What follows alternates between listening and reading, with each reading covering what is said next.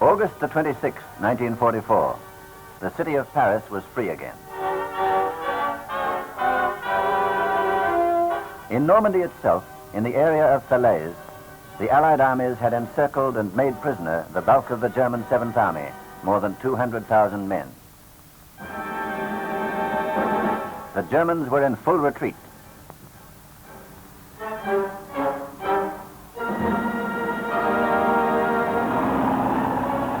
Tanks, guns, transport, and SS troops were taken out first, with orders to get back behind the river Scheldt.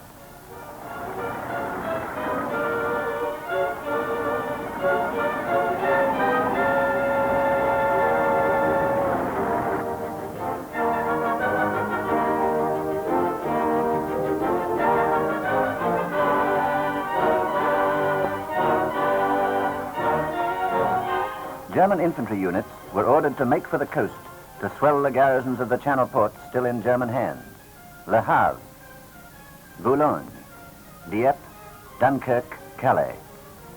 The rest of the Germans were left behind to shift for themselves. This then was what was happening in Normandy. But how was this related to the overall strategic position in Europe, west, east, and south in August 1944? By the summer of 1944, the Allies had gained firm footholds in France, in Normandy, and in the south. In the east, the Red Army had reached Poland and stood along the eastern foothills of the Carpathians.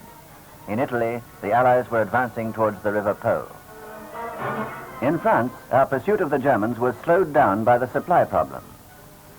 We had only two supply ports, Cherbourg and the Mulberry, the prefabricated harbor at Aramonche. The Allied commanders decided first to go all out for a big supply port. The British Second Army were to drive through northwest France and Belgium to Antwerp, second port of Europe. The second part of the plan fell to the Third United States Army. They were to race for the Moselle Valley, one of the historical invasion routes into Germany. Third, the plan provided for a drive to the Ruhr, center of German armament production. This was to be carried out by the United States First Army. Fourth, the Allies planned to strike from the south for another gateway to Germany, the Belfort Gap. The United States 7th Army and the French First Army were given this task. Fifth, to ease the Allied supply problem, the Canadian First Army was to clear the German garrisons from the Channel ports. Eisenhower planned a continuous front along the western border of Germany. Let's see how the plan worked out. After crossing the Seine at Mantes, the British Second Army made for the Somme, through Beauvais, Amiens, and Arras.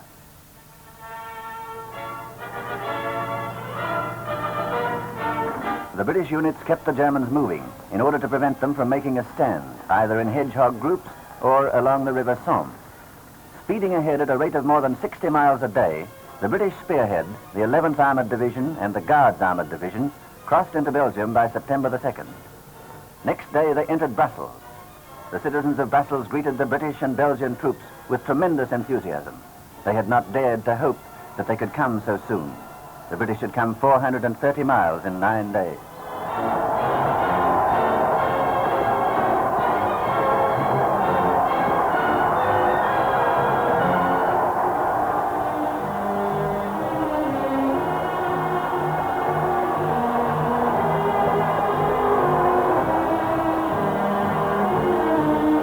It was the same at Antwerp, 23 miles further on, which the British reached next day. They captured the port of Antwerp intact.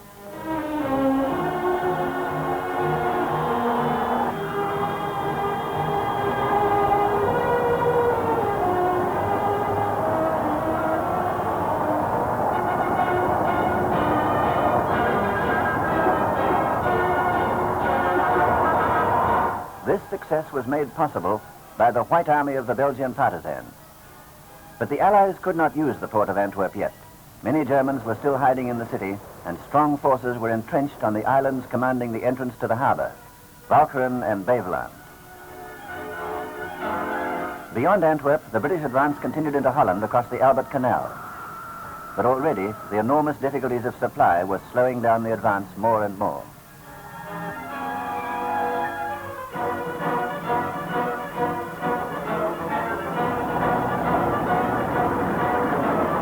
While the British Second Army fought their way into Belgium and Holland, the American Third Army, which had been held up for some time in the Paris area, 200 miles southwest from the British, began to move again.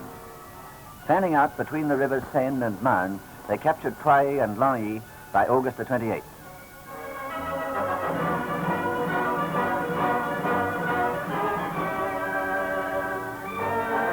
Next day, they crossed the Marne near Chateau Thierry, scene of an American victory in 1918. The main direction of the Third Army's thrust was now clear. Patton's armor raced for Verdun and the Moselle Valley, natural gap in Germany's strategic frontier. Often driving 100 miles ahead of the main body of the army, Patton's tanks passed through Verdun and by September the 2nd succeeded in establishing 2 bridgeheads across the Moselle between the forts of Nancy and Metz.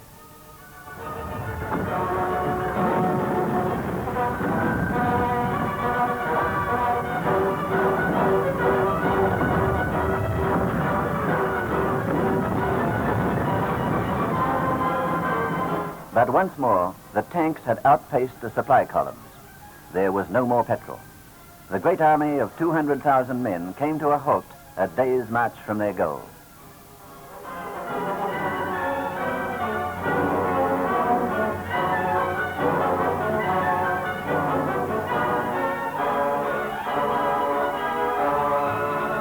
Emergency convoys were rushed south. Supplies were flown to Patton by air, but they arrived too late. The Germans had had time to organize their defenses, and resistance stiffened.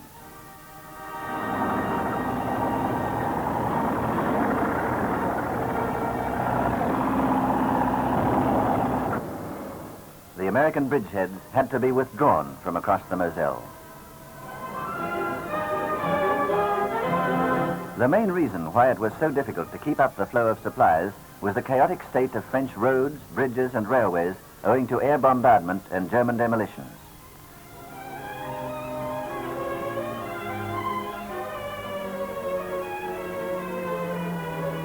We had to repair roads and railways. We had to supply the armies and bring food and fuel to France and Belgium.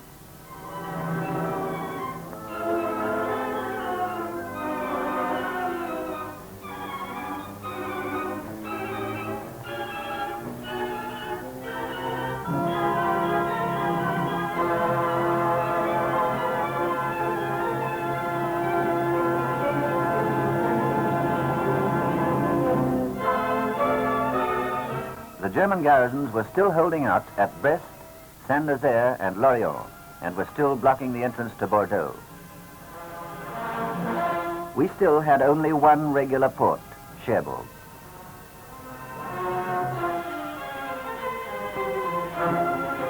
All the rest of our supplies had to come through the Mulberry Harbour at Arromanches.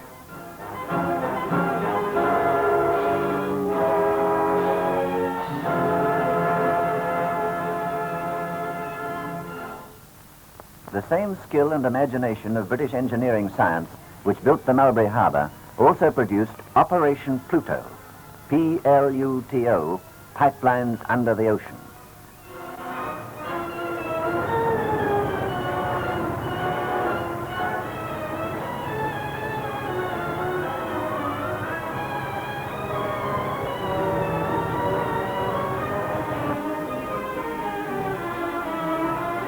Thanks to this invention, petrol could be pumped direct from Britain to France, 1 million gallons a day.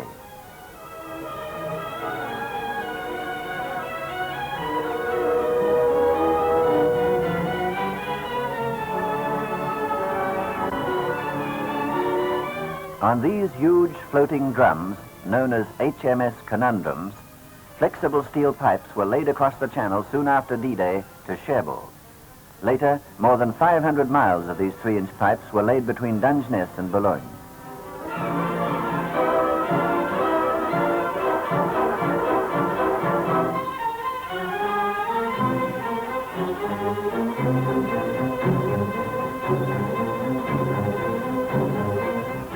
It was thanks to this brilliant scheme that the Allied armies were able to resume their advance. Between the British Second Army in Holland and the American Third on the Moselle, the United States First Army went forward into Belgium and Luxembourg. On its northern flank, near Namur and Charleroi, General Hodges' army linked up with troops of General Dempsey's 2nd British. General Hodges' men were the first to enter Germany. Barring their way to the great industrial basin of the Ruhr, vital center of German armament production, stood Aachen, a city of 163,000 people. By October the 5th, the Americans had surrounded the city on 3 sides, but they lacked the material to take it by storm. Whereas the Germans relied on short lines of supply fed by the huge factories of the Ruhr, the Americans were still dependent on lines stretching right back to Normandy. 500 miles southwest of Aachen, a new invasion. Great airborne landings along the Mediterranean coast, and then seaborne landings. General Patch's 7th American Army and the 1st French Army were moving in, moving first to secure their bases of supply.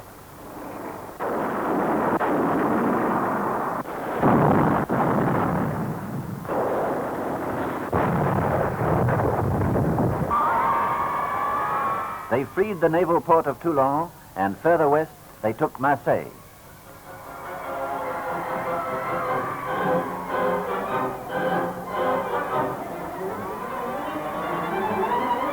Then, in a 160-mile drive, they advanced up the Rhone Valley to free Lyon.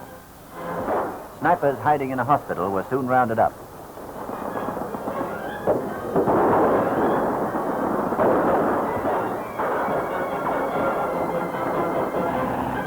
From Lyon, the Allies made for the Vosges Mountains, through Dijon and Besançon.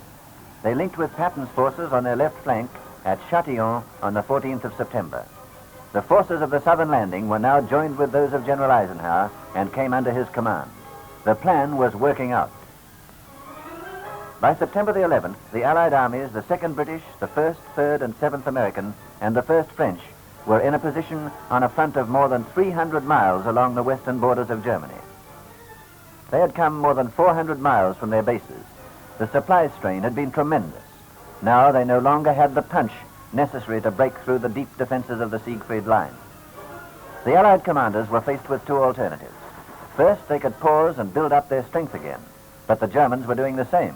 By means of regrouping and calling up new age groups, the Germans were replacing their losses.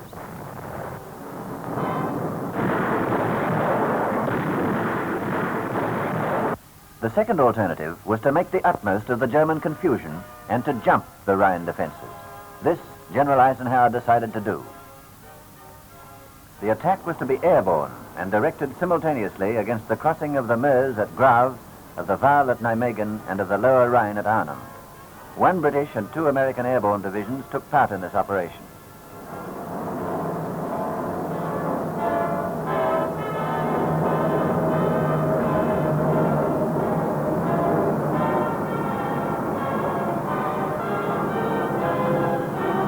On Sunday, September the 10th, the American divisions were landed near Grave, where they succeeded in capturing the bridge intact. The bridge at Nijmegen was captured only after stiff fighting. The British Airborne Division, however, met very fierce opposition from 2 panzer divisions which happened to be resting near Arnhem.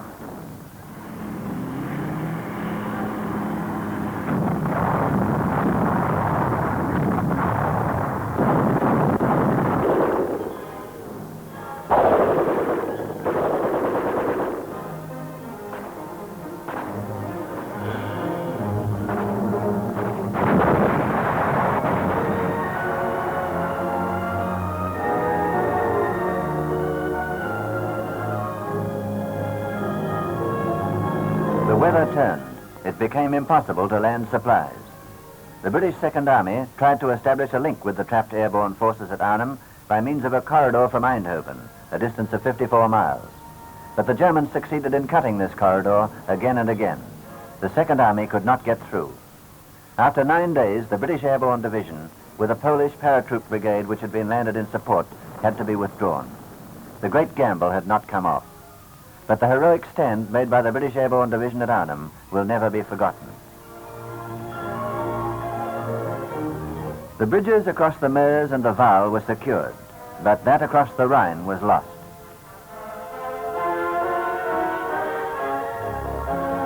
General Eisenhower had to fall back on his alternative plan, that of building up his strength for a breakthrough in the Siegfried Line. For this purpose, the Allies had to have supply ports close to the fighting area. Antwerp and the Channel ports.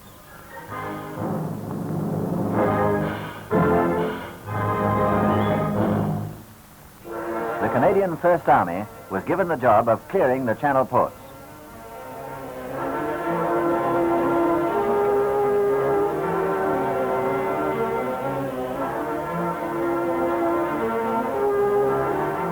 In a series of encircling operations with heavy air support, they succeeded in reducing the Channel ports one by one. Le Havre fell to British units of the First Army with 11,000 prisoners on September the 12th. Boulogne was taken on the 22nd with 8,000 prisoners.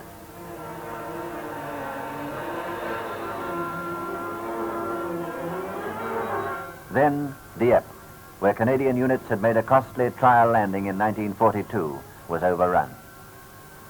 Calais was taken on September the 30th after bombardment by heavy guns from across the Channel at Dover. Newport was taken by storm. Dunkirk alone remained in German occupation. And so, by the beginning of October, the 1st Canadian Army had crossed the Dutch frontier and was fighting beyond the Leopold Canal. They reached the southern bank of the Scheldt near Breskens.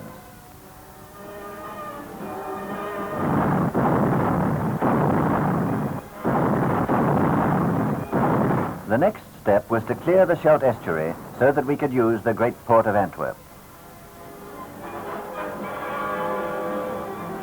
On the 3rd of October, RAF bombers therefore smashed the dikes in several places and flooded German gun positions on Walcheren.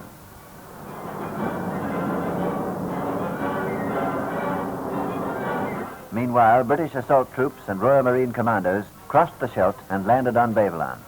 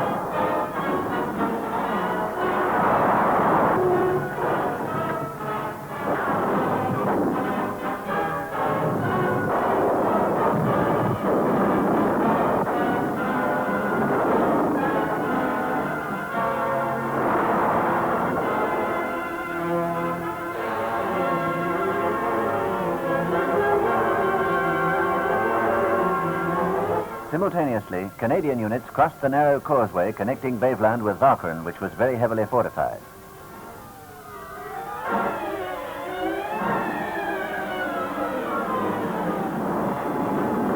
The Canadians captured Flushing on November the 3rd.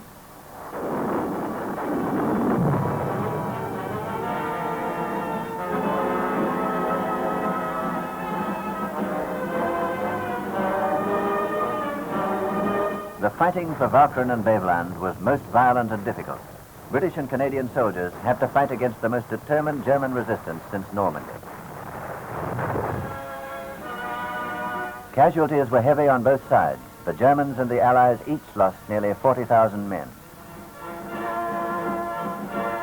Walcheren was finally cleared when Middelburg and Veer were taken. The Scheldt estuary was now clear. Soon, the first of a fleet of 200 minesweepers began to open up the traffic lanes.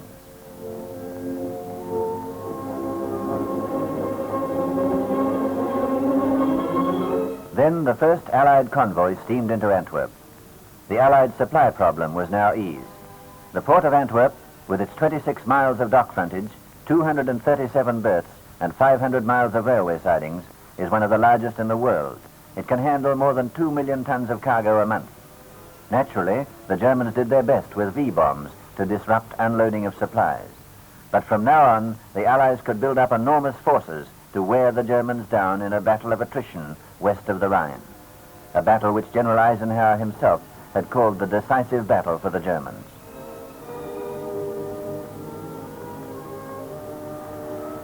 As the Allied armies gained strength, they were able to increase their pressure on all sectors of the front. A British salient east of Nijmegen was pushed out towards the River Maas. Overloon was taken, and then Venray.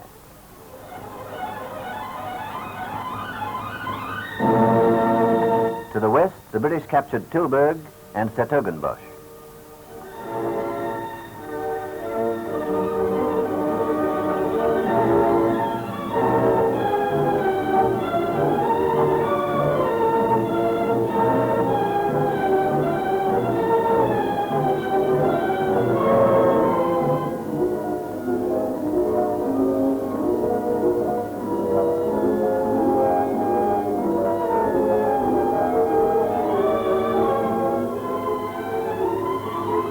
By October the 31st, with the capture of Roosendaal, the British reached the River Maas.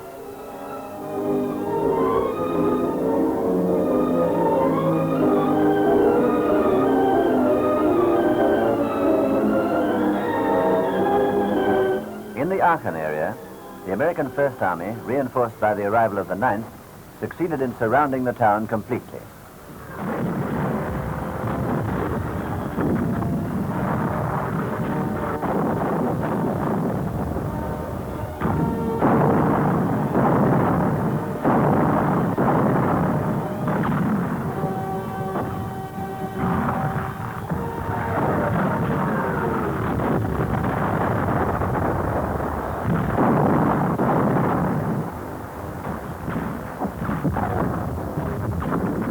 The German commander, Leyer, rejected an ultimatum to surrender, and by the 20th of October, after a 7-day siege, Aachen fell. More than 10,000 Germans were made prisoners. The German leaders had promised their people that the war would never touch German soil. The people of Aachen were the first to find out how they had been deceived.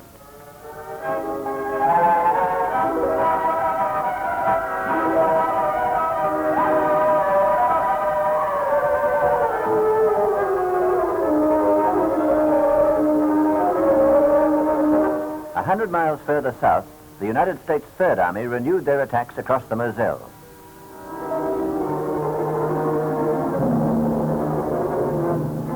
Metz and Nancy were liberated. But most spectacular of all these operations was the drive of the new French army through the Belfort Gap. The German fortress at Belfort fell on the 20th of November. Mulhouse was freed 2 days later. Strasbourg, capital of Alsace, was liberated in a swift and splendid stroke of arms.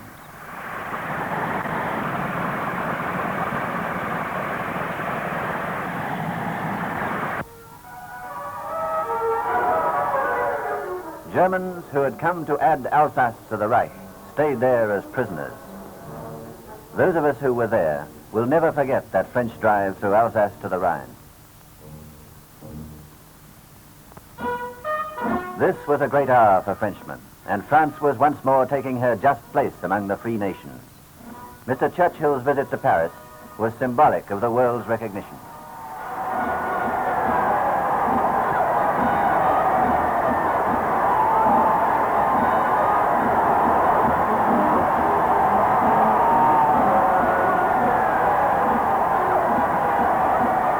In the same way, General de Gaulle's visit to Moscow in December 1944 was a reaffirmation of the importance of France in the ranks of the United Nations.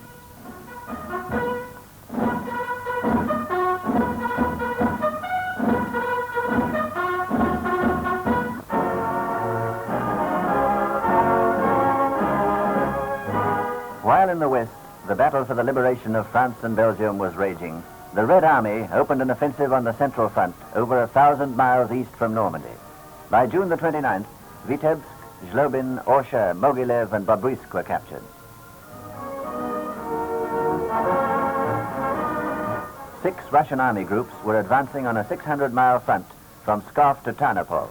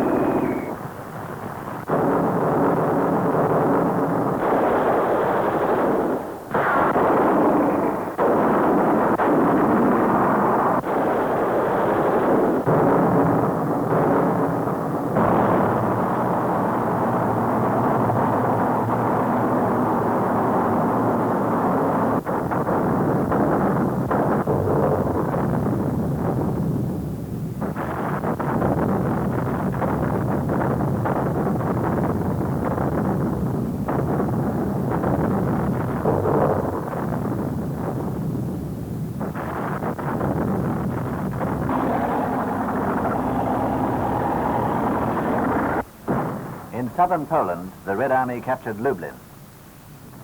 In these battles, the Red Army used considerable numbers of Allied tanks which had been sent to Russia under the Lend-Lease agreement.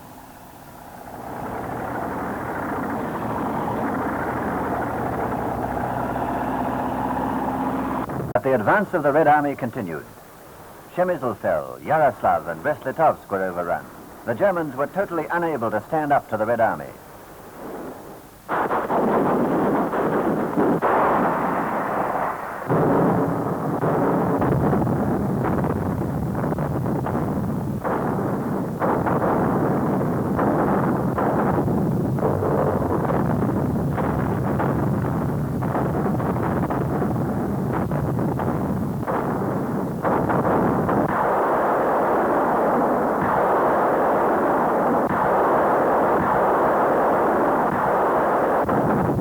On the central Polish front, the Russians reached Praga, a suburb of Warsaw, on the east bank of the Vistula.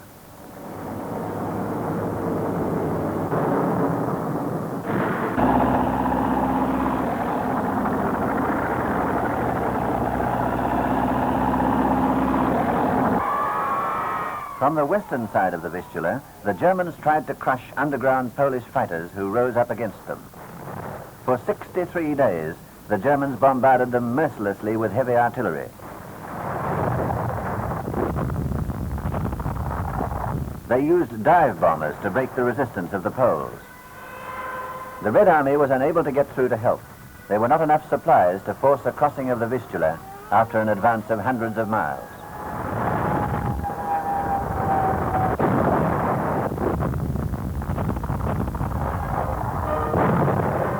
"200 miles further north, the Red Army cut off a large German army group in the Baltic provinces of Latvia and Estonia. All these Russian successes compelled the Germans to regroup their armies. They decided to build up a strong bastion in Estonia and another in the Warsaw area. To do this, the Germans had to withdraw some 30 divisions from the Balkans. It was not possible for them to rush in new divisions to cover their weakened positions there.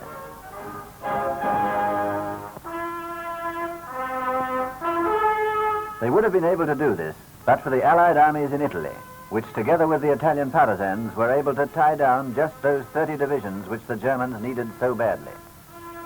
These Allied armies, made up of British, New Zealand, South African, American, Polish, Brazilian, Indian and Canadian divisions, were slowly pushing the Germans up towards the industrial north.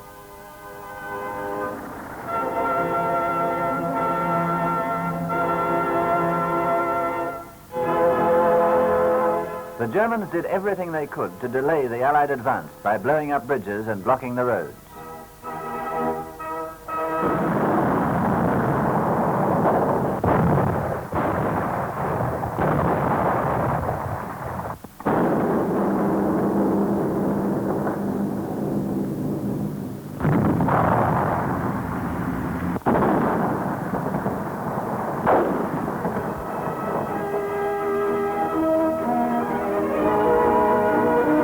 And what the Germans failed to do, the mud accomplished.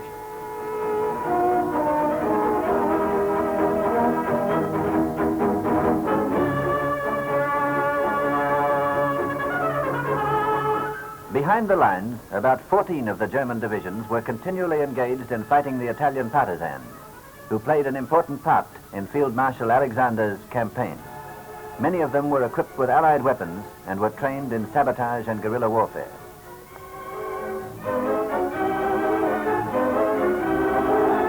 The Germans used armored trains and crack mountain troops to hunt down the Italian fighters.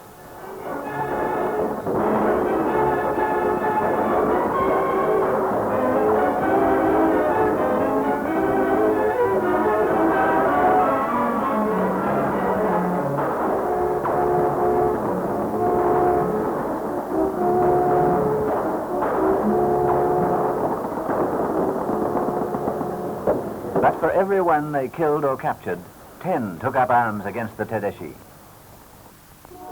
Meanwhile, having brought up fresh supplies, the Russians renewed their offensive towards the end of August on the southern front. They planned to outflank the Germans in Poland by a 1,000-mile circular sweep through the Balkans. First, the Red Army entered Romania. Next, the Red Army invaded Bulgaria. Further west, the Red Army went into Yugoslavia. To the north, they crossed into Hungary. Next, they struck towards the Ruthenian passes in the rear and on the flanks of the Germans in Poland.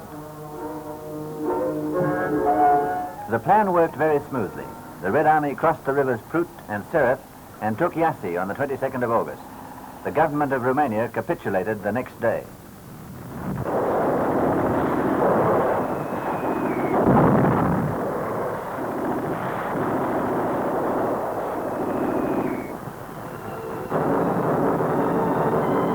By August the 30th, the Russians were in Ploiești.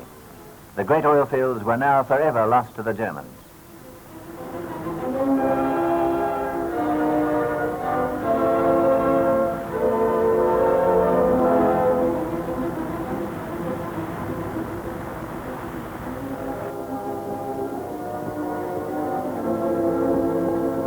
On September the 1st, the Russians drove into the Romanian capital, Bucharest. They had come 225 miles in 9 days. In this way, the first of Germany's allies was forced out of the war.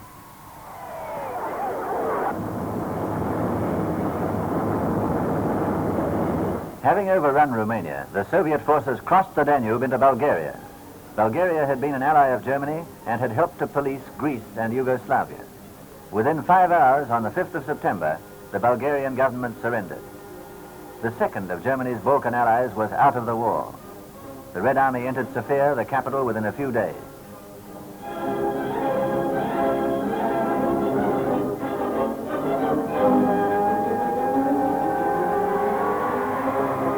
There were many friends waiting for them among the people, who, despite all the efforts of the Germans, had stubbornly refused to fight the Soviet Union.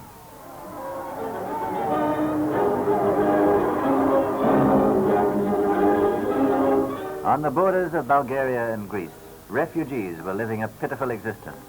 Greek families whom the Germans had driven from their homes. The Greeks had suffered perhaps more than any other people under German occupation. There was a great welcome, therefore, for the British forces that landed near Patras in the Peloponnese.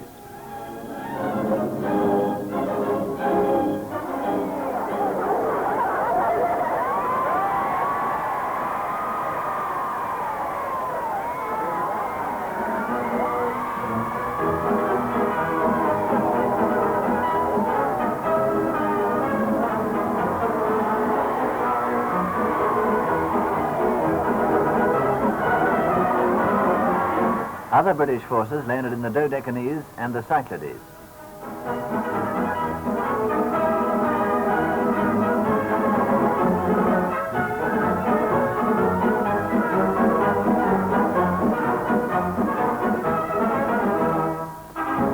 And they landed at Salonika. In the dark days of their withdrawal from Salonika, on the 25th of April, 1941, the British had sworn, "We will come back." Soon, Athens itself was set free. There was little or no fighting. Men and women of EAM and other resistance groups had driven the Germans from their country. Fighting broke out later between EAM and Greek royalist groups, in which British troops intervened.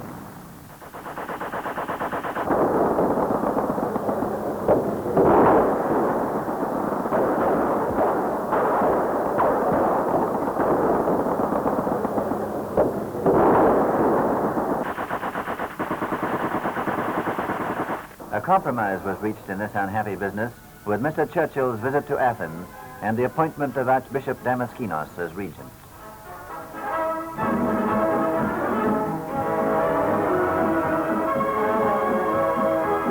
Meanwhile, in the Balkans, the Red Army, by agreement with Marshal Tito, entered Yugoslavia.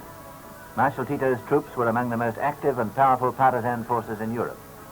They tied down a large number of divisions which the Germans needed elsewhere. Some of the Tito partisans were trained by British instructors.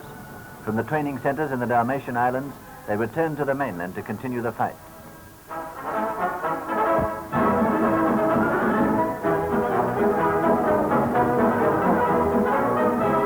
In conjunction with the Red Army, Tito's partisans entered Belgrade. The Marshal himself was there to salute the fighting men and women of his armies.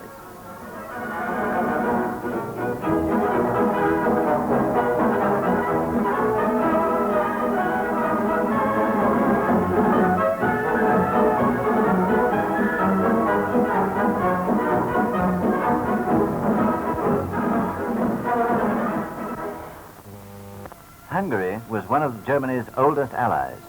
For years, Hungarian fascists, under their leader Admiral Horthy, had counted on Nazi and fascist backing. But the price of Nazi support was Hungarian soldiers for the Eastern Front. Happily, these soldiers had the blessing of the Admiral. But now the Red Army was advancing through Hungary. Budapest was surrounded.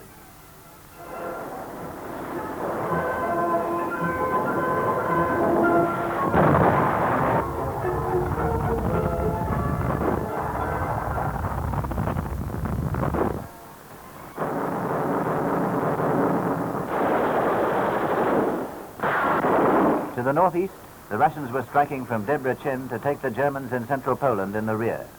Horthy fled to Germany, and the Germans retreated towards Austria. Another of Germany's allies was about to capitulate.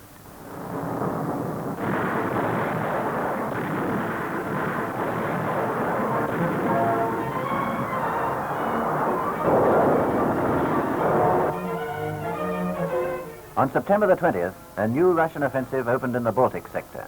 A drive to the coast isolated a German army in Estonia.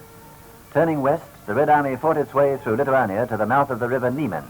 Here, desperate German resistance blocked the Russian advance for the time being. The Red Army now consolidated its positions along the frontiers of East Prussia. The Russian advance to the shores of the Baltic Sea liberated yet another capital, Riga. This advance by the Red Army had severed land communications between Germany and Finland. The Finns were forced to conclude an armistice with the USSR, and a considerable German army was cut off in Finland.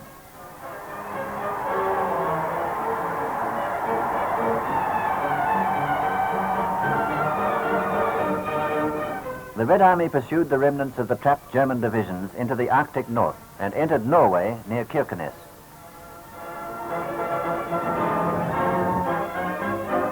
In Norway, the Germans had set up a fascist government under Quisling. There was only a handful whom Quisling could persuade to join the SS and to sacrifice themselves in Russia for the greater glory of the German Reich.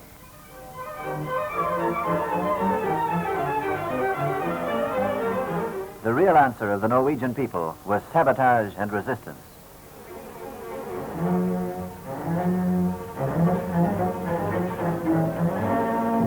Thousands of young men escaped to England. Hundreds were training in Sweden.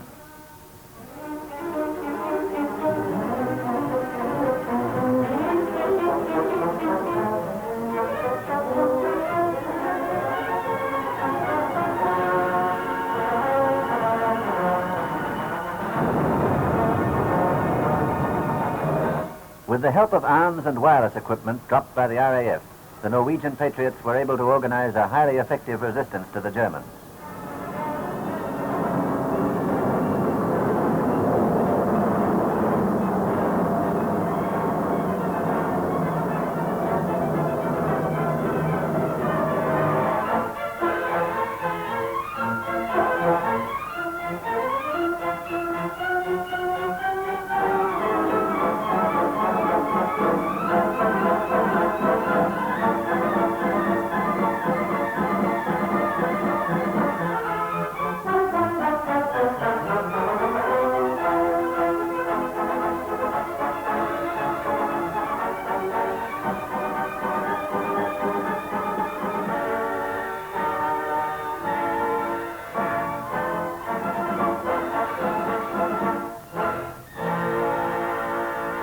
The Germans had turned Norway into an advanced base for their U-boats and their navy.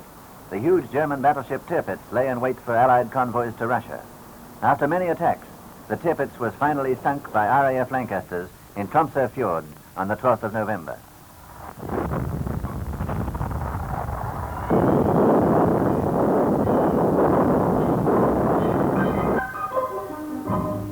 Farther south in Denmark, popular resistance was successful largely because of the unity of the people. Against this unity, the German commander, General Lindemann, and his police troops were powerless.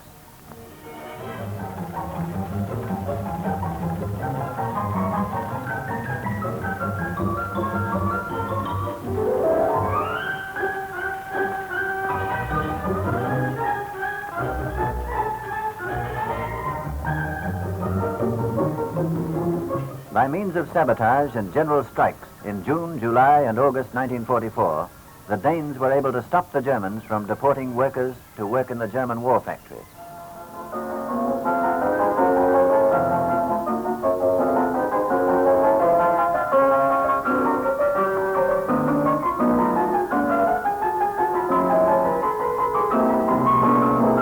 The events of 1944 on the Western Front in Italy and in the East, and the growing unrest in the countries they still occupied, had compelled the Germans to take very severe measures to stave off disaster. The Nazis had to tighten their grip on the German army and the German people. East and West, both soldiers and civilians, were ordered to dig fortifications. Old and young, men and women, were used to turn Germany into a fortress. In the factories, Nazis and military leaders were urging the workers to produce more guns, more tanks.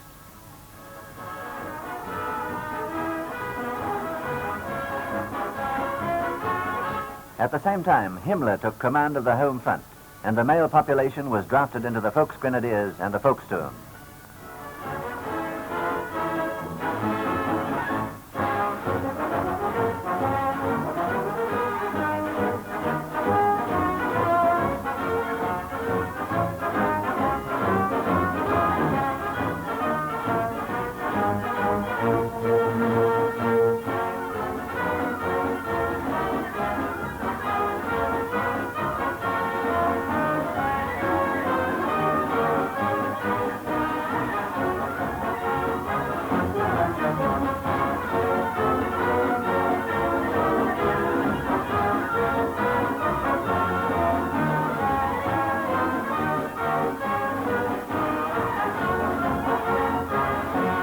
As far as the Nazis were concerned, the war would go on till all Europe crashed in ruins.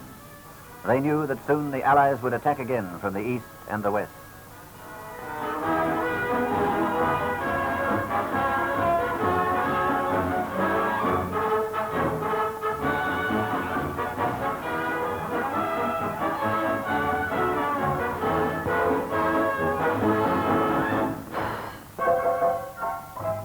To meet this threat of a joint blow by the Red Army, the British, the Americans, and the French, the Germans decided to counterattack on the Western Front.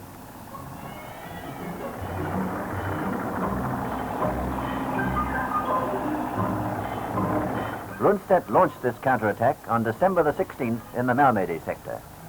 He thought that the bad weather would favor his attempt to break through to Liège, to cross the Meuse, and to recapture the port of Antwerp.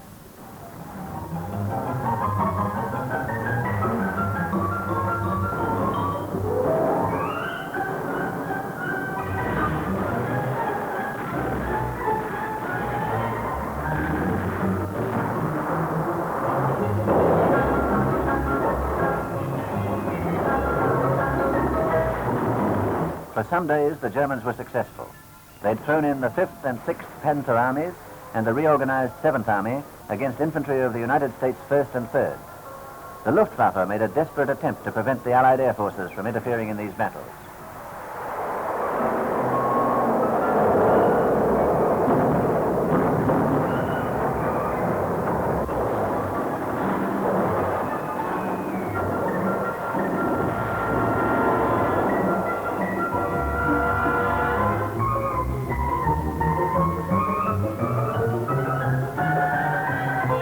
They succeeded in destroying a large number of Allied planes on the ground, but their efforts were frustrated. Allied fighters soon shot the German planes out of the sky.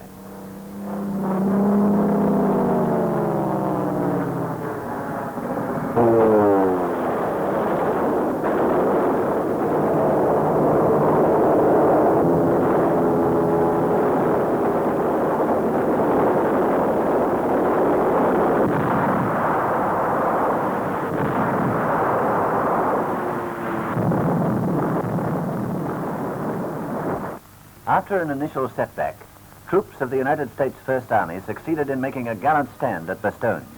Reinforcements were rushed in by air.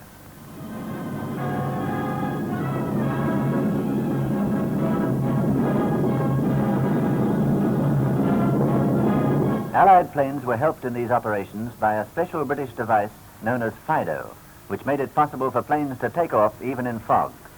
Runways were lined with rows of special pipes for burning petrol. The heat generated in this way dispersed the fog, and runways were left clear even in the worst weather.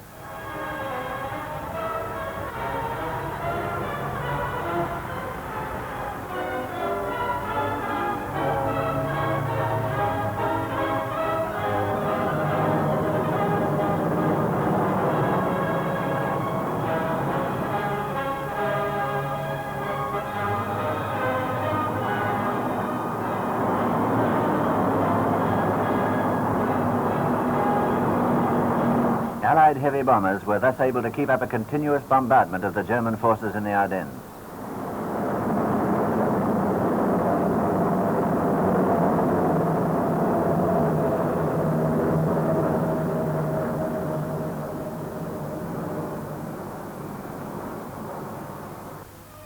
Field Marshal Montgomery took command of the operations to stop the German advance. Gradually, the United States 1st and 3rd Armies from the south, together with a British Army Corps on the Meuse, fighting under appalling weather conditions, squeezed out the German salient.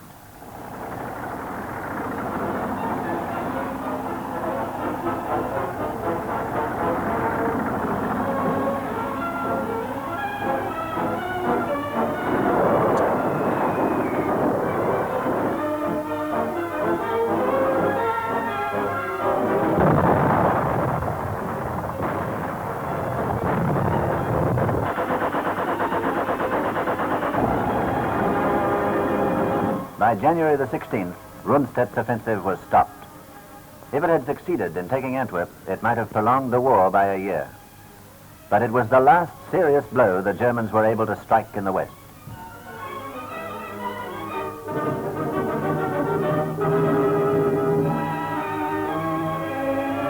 From the west, the Allied air forces went to the aid of the Russians by day bombardment of concentration points behind the German lines. Berlin and Dresden were the chief targets.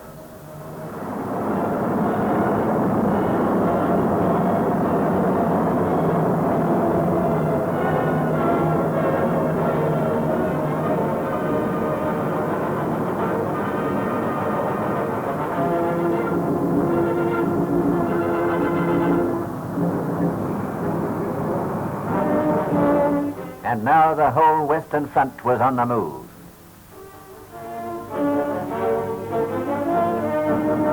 The Allied air forces were pounding German factories, bridges, roads and railways by day and by night. The war, which the Germans had carried into almost every village, town and city over the face of Europe, was now burning its way into Germany itself.